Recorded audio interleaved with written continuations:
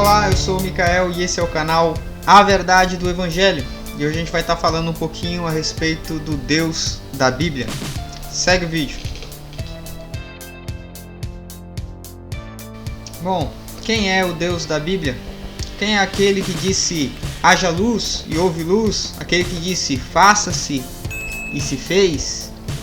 Quem é o Deus Todo-Poderoso que a Bíblia fala? Bom, as pessoas têm uma imagem de Deus um pouco equivocada no meu ponto de vista. As pessoas acreditam que Deus é um senhorzinho que aceita todas as coisas, não corrige ninguém, leva todo mundo para o céu. E não é bem assim.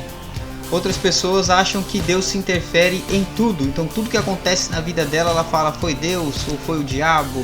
E não é bem assim também que as coisas funcionam. E hoje eu vou tentar explicar um pouco a respeito do meu ponto de vista e a respeito do que a Bíblia diz sobre o Deus da Bíblia. Quando nós adentramos o livro do Gênesis, nós observamos que Deus, com a sua palavra, criou todas as coisas. Ele simplesmente falou, haja e houve, faça-se e se fez. Nós vemos que Deus plantou também um jardim no Éden, criou o homem do pó da terra e colocou o homem nesse jardim.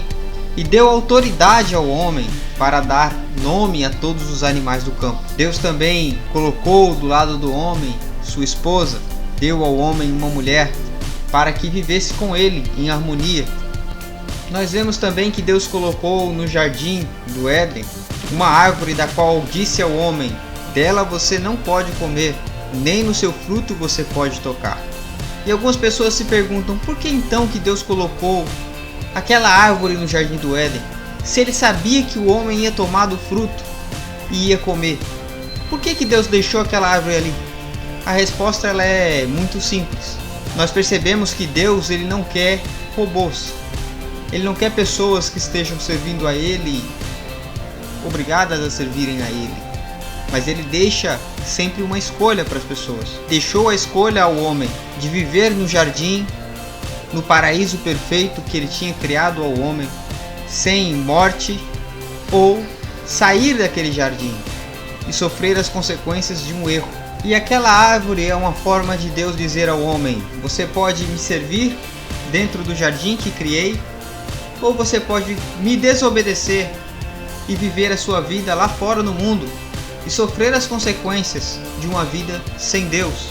E assim foi. Uma das coisas que nós notamos aqui, abrindo um parênteses, é que o inimigo ele explora a fraqueza do ser humano. E ele tenta confundir a mente do ser humano para fazer exatamente aquilo que Deus ordenou dizendo não faça. E é assim que o inimigo age até os dias de hoje. Perceba, não é tudo obra do inimigo, mas aquilo que te tira da presença de Deus, de aquilo que te faz fazer o que Deus não se agrada ou que Deus ordenou dizendo não faça, isso é a obra do inimigo.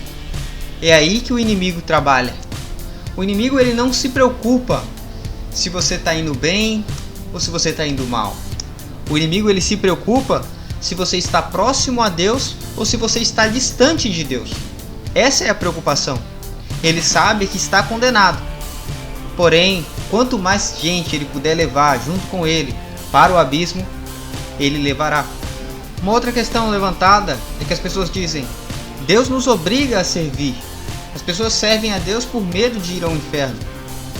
Na verdade não é isso. Porque se as pessoas tivessem medo de ir ao inferno, elas não viveriam a vida errada que elas vivem. As pessoas que servem a Deus o servem verdadeiramente porque amam a Deus. Mas Mikael, a Bíblia diz que temos que temer a Deus, que o temor do Senhor é o princípio da sabedoria. Sim, o temor do Senhor é o princípio da sabedoria. Porém, o temor que a Bíblia diz que temos que ter de Deus não é o temor de medo. O temor que a Bíblia fala é um temor de respeito. Muitas vezes o nosso pai fala alguma coisa para nós e nós o obedecemos ou nós o escutamos por respeito a ele, não porque temos medo dele e fugimos dele. Não, aqueles que são filhos de Deus, aqueles que acham a Cristo, eles querem se aproximar de Deus. Eles não têm medo a ponto de querer se distanciar de Deus. Eles querem se aproximar de Deus. Então, o temor que a Bíblia diz não é ter medo de Deus, mas é um temor de ter respeito, de ser obediente à palavra do Senhor. Não tem como você ficar preso a Deus por medo, porque você pode simplesmente desacreditar das coisas e dar ouvidos à voz do inimigo. Então as pessoas podem escolher não servirem a Deus. Porém, Deus também não é obrigado a criar um lugar para as pessoas que querem viver longe dele. Veja, nós somos criação de Deus e Deus nos fez para um propósito: servir a Ele. E se nós não cumprimos com o nosso propósito, então não temos utilidade alguma. E nós vamos ficando por aqui. E se você tem gostado dos vídeos que eu tenho postado aqui no canal, deixa seu like, se inscreve no canal e até o próximo vídeo, se Deus quiser.